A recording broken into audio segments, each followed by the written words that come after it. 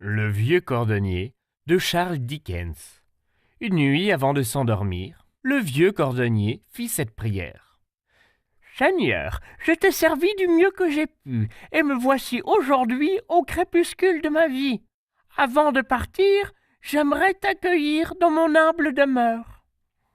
Le cordonnier s'endormit, et dans son rêve il entendit une voix lui dire « Gentil cordonnier, demain ton vœu sera exaucé. » Le lendemain, il se leva tout heureux, nettoya soigneusement sa petite maison et fit un bon repas. Puis, il se mit à la fenêtre, impatient de voir qui viendrait. Rapidement, il aperçut dans le petit matin glacé un homme à peine couvert qui déblayait la neige accumulée durant la nuit. Il ouvrit la fenêtre et invita l'homme à venir se réchauffer.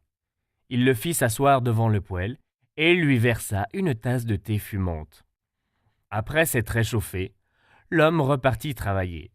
Un peu plus tard dans la matinée, il remarqua qu'une jeune femme portait un nouveau-né dans les bras et qu'elle essayait de le tenir au chaud dans un vieux châle rapiécé.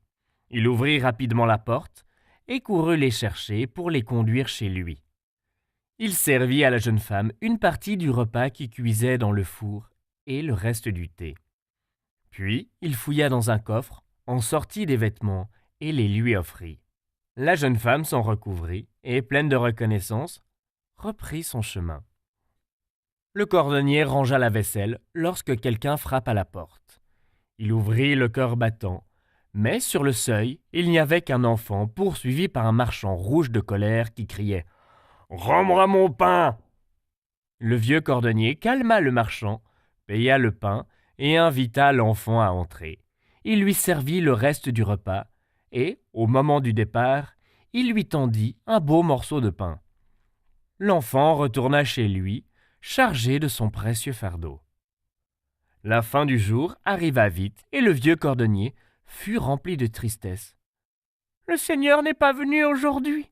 Mon rêve n'a pas été réalisé. » Un peu déçu, il alla s'asseoir dans un vieux fauteuil pour se reposer un peu et ferma les yeux.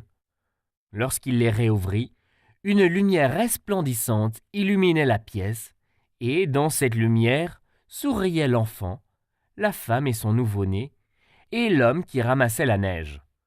Tous les trois lui firent signe d'approcher et lui murmurèrent « Gentil cordonnier, aujourd'hui, par 3 fois je suis entré dans ta maison.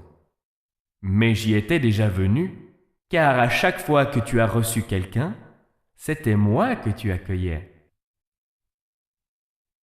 C'était le vieux cordonnier de Charles Dickens, raconté par Paton Jean.